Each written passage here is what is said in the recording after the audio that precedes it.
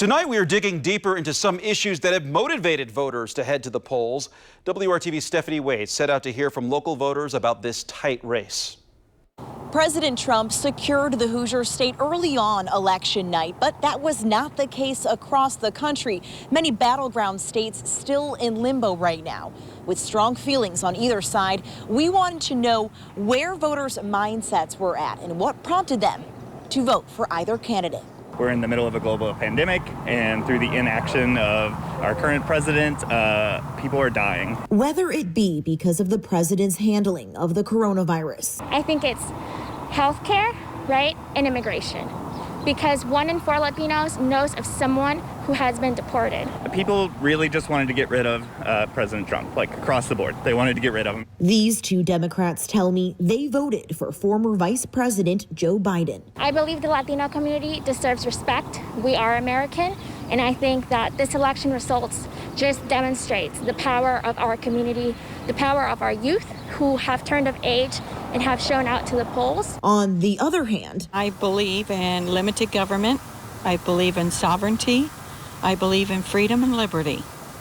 And so I voted for President Trump. Republicans like Susan BLAIR feel President Donald Trump has honored his campaign promises, and he's the one who can help the economy rebound from the pandemic. So you're happy with the past 4 years with President Trump? Yes. Now, do I agree with everything President Trump has said? No, I don't.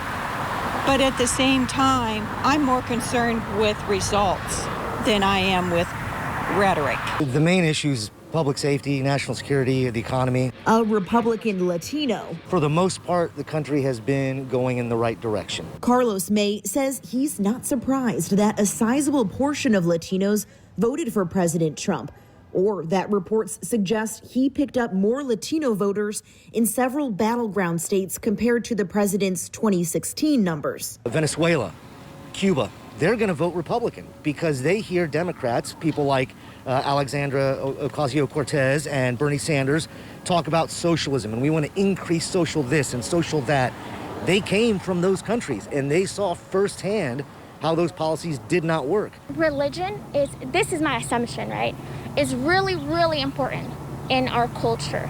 And folks who are against abortion, that they just stand next to that issue, but also misinformation. Polls expected a blue wave of people to vote Democrat this election, but Republicans tell me that's because some didn't feel comfortable sharing they were voting for Trump. I think they're concerned about retaliation, especially with all the riots that we've had this summer. We put out hundreds of yard signs at polling places, early voting sites, and every day I got a call from someone saying that all the signs are stolen from the city-county building. The silent Trump voter having a larger impact than expected as an energized generation of voters watches the results roll in for the future presidency, still undetermined. We're seeing how close these races are, and so people are realizing how much their vote actually counts. Stephanie Wade, WRTV.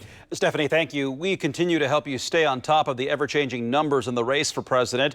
ABC News team coverage headed your way at WRTV.com.